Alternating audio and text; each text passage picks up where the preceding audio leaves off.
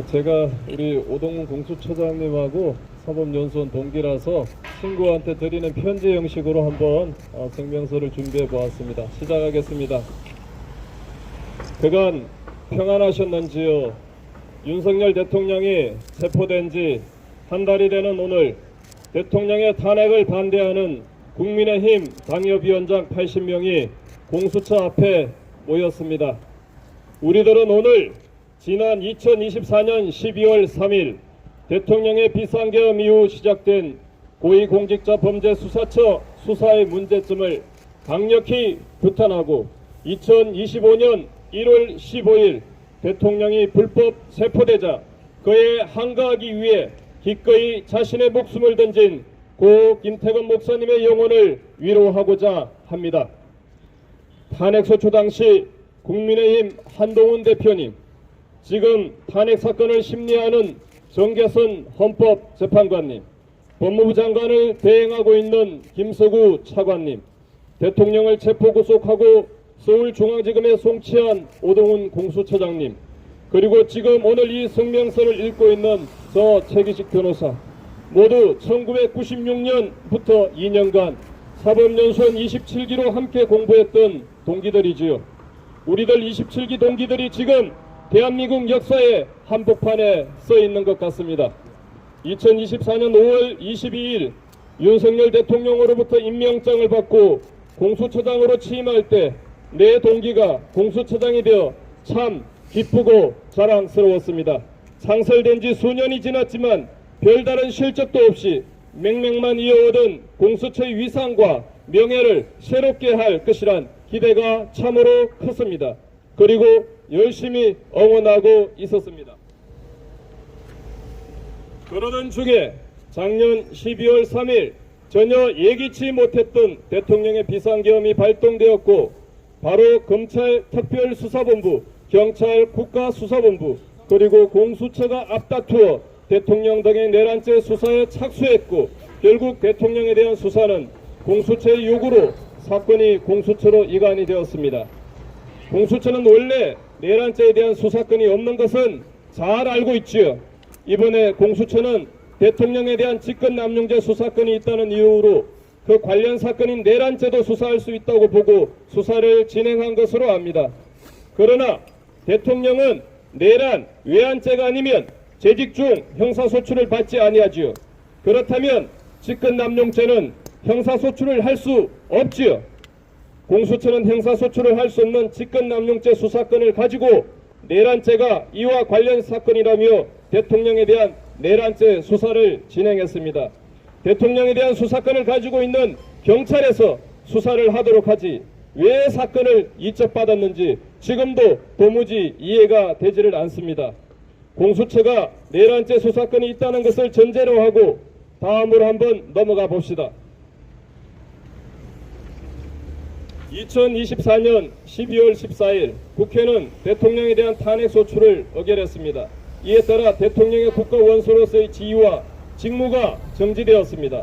그리고 헌법재판소는 이상하리만큼 신속하게 탄핵재판을 진행하고 있습니다. 이런 상황에서 굳이 대통령에 대한 소환조사가 필요했습니까?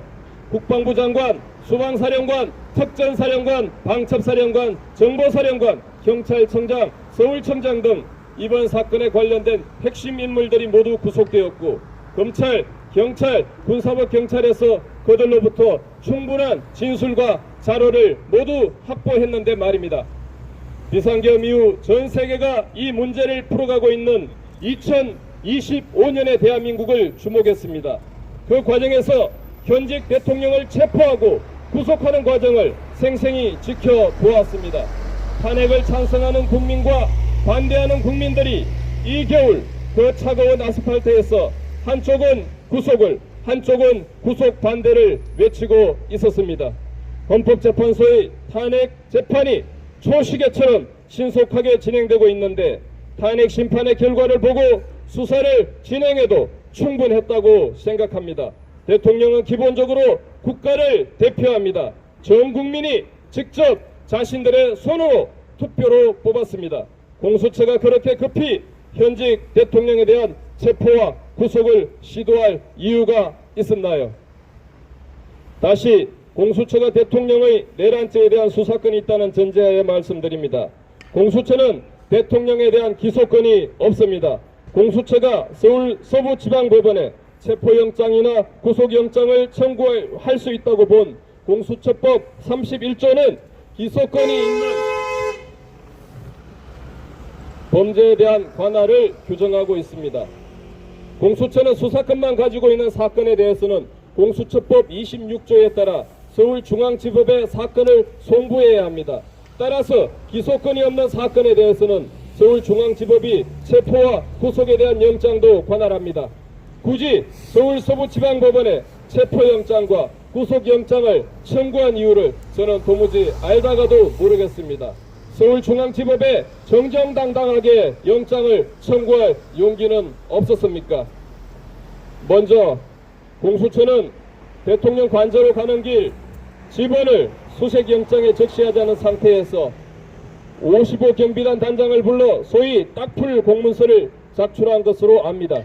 이에 대해 행정안전부는 공수처가 자체 제작하고 셀프날인한 이른바 딱풀 공문 논란과 관련해 쪽지 형식으로 응답한 문서는 규정상의 원칙적인 공문서 서식에 해당하지 않는다라고 밝힌 바 있습니다. 굳이 이렇게 딱풀 공문을 만들어가면서 대통령을 불법 체포한 공수처가 참 원망스럽습니다.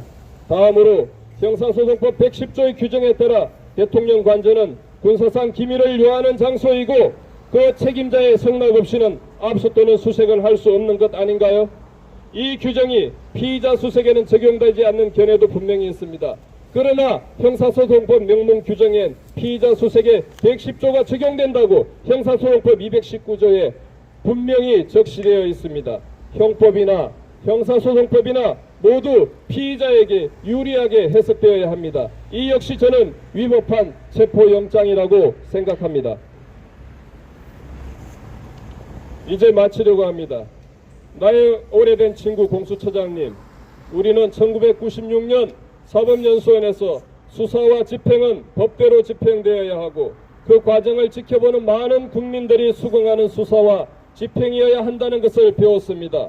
국민들의 수긍을 이끌어내기 위해서는 절제와 품격이 필요합니다. 그리고 해석이 필요한 경우에는 피의자와 피고인에게 유리하도록 해석되어야 합니다. 그런데 이번 공수처 수사는 이상에서 말씀드린 것처럼 대통령에 대한 내란죄 수사권이 없음에도 수사를 강행하였고 위법 또는 부당한 체포 및 구속영장의 청구였고 집행이었습니다. 또한 대한민국과 그 국민에게 전혀 공수처의 품격을 보여주지 못한 수사였습니다. 처장님, 이제 지나간 일은 돌이킬 수가 없을 것 같습니다. 법원의 재판 과정을 통해 위법 부당함이 드러나거나 혹은 그것이 묻힐지라도 역사는 이 순간을 정확히 분명히 기록할 것입니다. 2025년 지금 돌이켜볼 때 젊은 날 우리가 함께 꿈꾸었던 정의가 강물처럼 흐르는 그 아름다운 날이 아직은 요원해 보이지만 그대와 나 다시 한번 새로운 날을 꿈꾸며 시작해보면 좋겠습니다.